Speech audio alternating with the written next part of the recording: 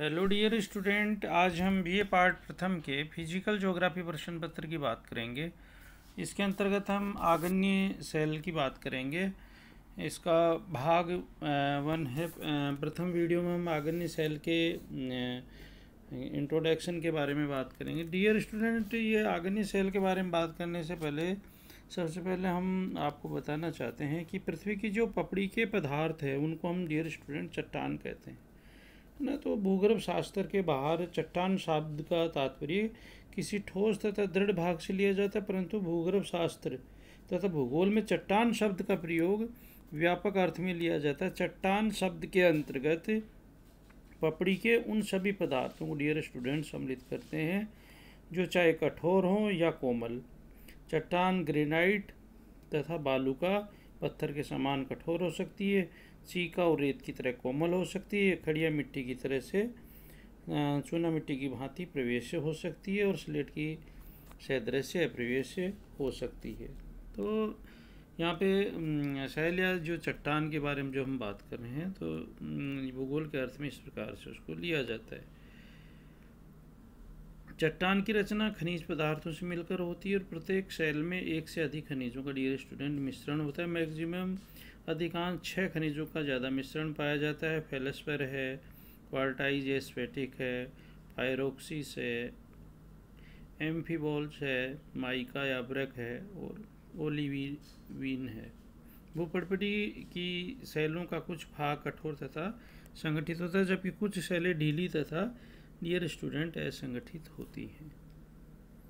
साधारण रूप में सेलों की रचना 2 रूपों में होती है, या तो पपड़ी के ऊपर या भूपृष्ठ के नीचे। सामान्य रूप में भूपृष्ठ के नीचे बनी सेल आग्नेय तथा ऊपर निर्मित सेल अवसादी सेल डियर स्टूडेंट कही जाती है। यानी आग्नेय सेल भूपृष्ठ के नीचे पाई जाती है और अवसादी सेल भूपृष्ठ के ऊपर पाई जाती है। चट्टानों का डियर स्टूडेंट चट्टानों के लिए कहा जाता है कि चट्टान पृथ्वी के इतिहास के पन्ने हैं। यानी चट्टानों को देख करके वहाँ की भूगर्भिक संरचना का हम डियर स्टूडेंट पता लगा सकते हैं।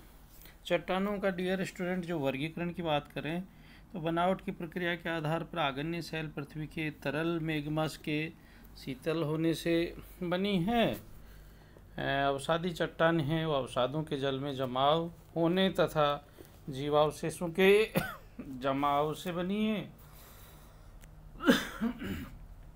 रूपांतरित सेल हैं वो ताप तथा दाब के कारण आग्नेय और अवसादी सेलों के परिवर्तित रूप के कारण से बने। सामान्य विभाजन वैसे देखें तो रवेदार सेल हैं जिनमें आग्नेय सेल है, रूपांतरित सेल है, डियर स्टूडेंट डेर युक्त अवसादी सेल है। आग्नेय चट्टान, आग्नेय शब्द लैटिन शब्द इग्निस से लिया गया है जिसका शाब्दिक अर्थ है अग्नि होता है। इस आधार पर प्राय ये भ्रांति हो जाती है कि आग्नेय सेल का निर्माण अग्नि के योग से हुआ है, परंतु वास्तविकता यह है कि आग्नेय की रचना तप्त एवं तरल मेग्मा के शीतल होने से होती है। चूँकि मेग्मा तप्त होने के कारण अंगारे की तरह लाल होता है, इसलिए अग्नि की आशंका होती है। वैसे सचमुच अग्नि डियर स्टूडेंट इसमें नहीं होती। इस प्रकार आग्नेय सेलों का जो निर्माण है डियर स्टूडेंट मेग्मा के ठंडा होकर जमकर ठोस होने से होता है। चूँकि सर्वप्रथम इसी सेल का निर्माण हुआ है तो इसे प्रारंभिक सेल भी कहते हैं, प्राइमरी रॉक्स के नाम से भी इसे जाना जाता है।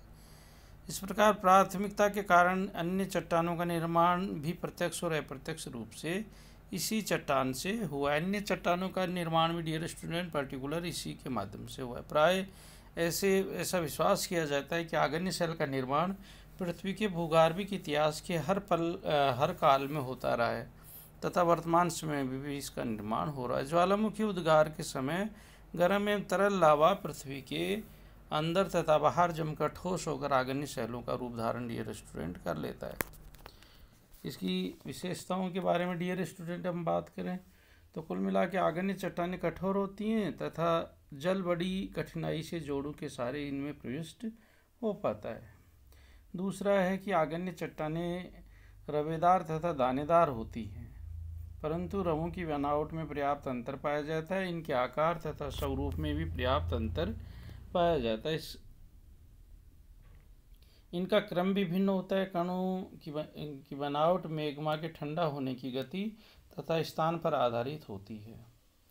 आग्नेय चट्टानों में परतें नहीं पाई जाती। जब लावा का उद्गार क्रमशः कई बार होता है तो लावा की कई तहें एक के बाद एक जमा होती हैं, फलस्वरूप परतों की आशंका होने लगती। चूँकि पानी का प्रवेश इनमें बहुत कम होता है, इसलिए रासायनिक अपक्षय का प्रभाव बहुत ही कम होता है। कभी कभी चट्टानों के जोड़ों से होकर पानी डियर स्टूडेंट रिश्ता है।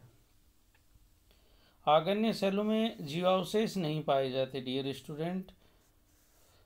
आग्नेय शैलों में संधियां निचले भागों की अपेक्षा ऊपरी भागों में अधिक पाई जाती हैं और संधियों का आविर्भाव अनेक कारणों से डियर स्टूडेंट होता है। आग्नेय चट्टानों का संबंध प्राय ज्वालामुखी क्रिया से होता है, अर्थात इनका निर्माण ज्वालामुखी से निकले लावे से होता है, अतः इनका वितरण ज्वालामुखी क्षेत्रों में डियर स्टूडेंट अधिक पाया जाता है। आग्नेय शैलों का वर्गीकरण खनिजों की रचना, रंग, कणों की बनावट और आकार में पर्याप्त अंतर के आधार पर इनका वर्गीकरण किया गया। उत्पत्ति की प्रक्रिया के अनुसार आंतरिक आग्नेय शैलें हैं। आंतरिक आग्नेय शैलों में मुख्य रूप से पाताली आग्नेय शैल, मध्यवर्ती आग्नेय शैल और वह जो बाह्य आग्नेय शैल उसमें विस्फोटक प्रकार की आग्नेय शैल हैं और शांत प्रकार की हैं। कणों के आधार पर डियर स्टूडेंट बड़े कणों वाली आग्नेय शैलें, महीन कणों वाली आग्नेय शैलें, पैगमेटिक बहुत बड़े कोण वाली हैं। उसके बाद हम सूक्ष्म कणों वाली, बिना कणों वाली हैं, मिश्रित कणों वाली हैं। रासायनिक संरचना के आधार पर देखें डियर स्टूडेंट तो अम्ल प्रधान आग्नेय शैलें हैं, बेसिक आग्नेय शैलें हैं। उत्पत्ति की प्रक्रिया के आधार पर यदि हम वर्गीकरण को देखें तो आग्नेय शैलों की रचना तरल मैग्मा के जमाव से होती है और ज्वालामुखी उद्गार के समय निस्तृप्त लावा दो रूपों में डियर स्टूडेंट जमा होता है, प्रथम धरातल के ऊपर तथा द्वितीय धरातल के नीचे। इस आधार पर बाह्य निर्मित तथा अंतर्निर्मित दो प्रकार की आग्नेय चट्टानें पाई जाती हैं। अंतर्जात आग्नेय शैल की बात करें डियर स्टूडेंट तो ज्वालामुखी के उद्गार के समय मैग्मा ऊपर की तरफ अग्रसर होकर धरातल के ऊपर न पहुंचकर धरातल के अंदर ही ठंडा होकर ठोस रूप धारण कर लेता है तो आंतरिक आग्नेय शैलों का निर्माण होता है। इससे निर्मित होने वाले स्थानों के धरातल में गहराई में स्थान से दूसरे स्थान में पर्याप्त अंतर पाया जाता है और कुछ आंतरिक चट्टानें काफ़ी गहराई में पाई जाती है। इसके अंतर्गत पाताली अंतर्जात है और मध्यवर्ती अंतर्जात चट्टानें हैं। पाताली अंतर्जात आग्नेय चट्टानें हैं। इस प्रकार की आग्नेय चट्टानों का निर्माण पृथ्वी की अधिक गहराई में होता है, चूँकि इनका ठंडा होना, जमना तथा ठोस होना अधिक गहराई में होता है जहाँ पर तापमान अधिक होता है, अतः इनके ठंडा होने की गति मंद होती है। इस कारण इनमें रवे अधिक पाए जाते हैं। ग्रेनाइट इसका पाताली शैल का सबसे बेस्ट उदाहरण है डियर स्टूडेंट। इसे प्लूटो के नाम से भी जाना जाए, जिसका तात्पर्य होता है पाताली देवता। ये इतनी गहराई में स्थित होती हैं कि पृथ्वी के ऊपरी भाग से अत्यधिक अपरदन अथवा उत्थान के बाद ही ऊपरी भाग पर दृष्टिगोचर होती हैं।